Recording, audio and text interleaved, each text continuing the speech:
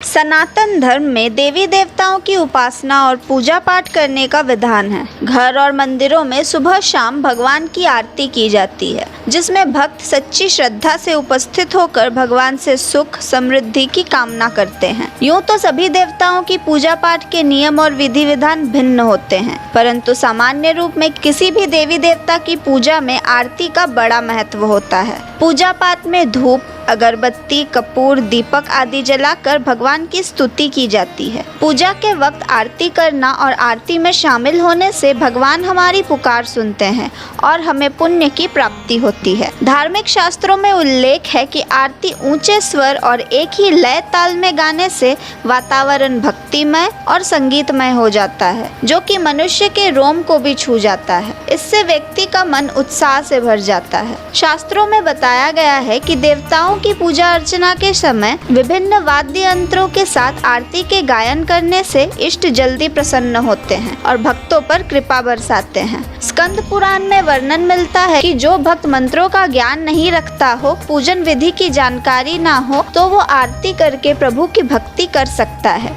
आरती करने के पीछे न सिर्फ धार्मिक बल्कि वैज्ञानिक कारण भी है। आरती के वक्त जब रुई, घी और कपूर जलाते हैं तो इससे वातावरण में महक फैलती है। इस महक से नेगेटिव एनर्जी खत्म हो जाती है और पॉजिटिव ऊर्जा का संचार होने लगता है। ऐसा करने से शारीरिक रूप से नुकसान पहुंचाने वाले जीवाणु भी नष्ट हो जाते हैं। वहीं मंदिरों में आरती के वक्त शंख, घंटे आदि की ध्वनि से मन पॉजिटिव हो जाता है। आरती व्यक्ति का ध्यान केंद्रित करने में मदद करती है, जिससे मानसिक शांति मिलती है। आरती करने से मन पवित्र और तन स्वस्थ रहता है। इसी वजह से शास्त्रों में पूजा के बाद आरती को महत्वपूर्ण बताया गया है।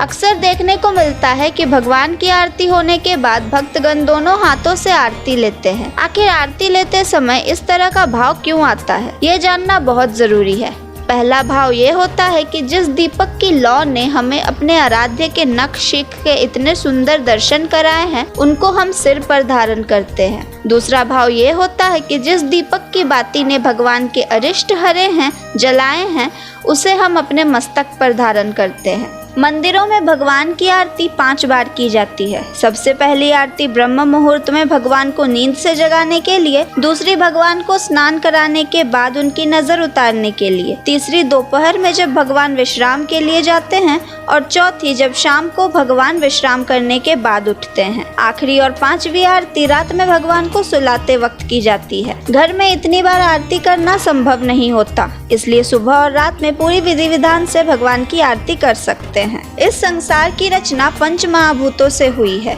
यानी पृथ्वी, जल, अग्नि, वायु और आकाश। इसलिए आरती में ये 5 वस्तुएं भी शामिल रहती हैं। पृथ्वी की सुगंध कपूर, जल की मधुर धारा घी, अग्नि दीपक की लौ, वायु लौ का हिलना, आकाश घंटा, घंटी, शंख या मृदंग की ध्वनि का प्रतिनिधित्व करते हैं। इस प्रकार संपूर्ण संसार से ही भगवान की आरती होती है। तो कैसी लगी ये जानकारी आपको, हमें कमेंट्स में बताइए और देखते रहिए धर्म संवाद। मैं थी तमिश्री, धन्यवाद।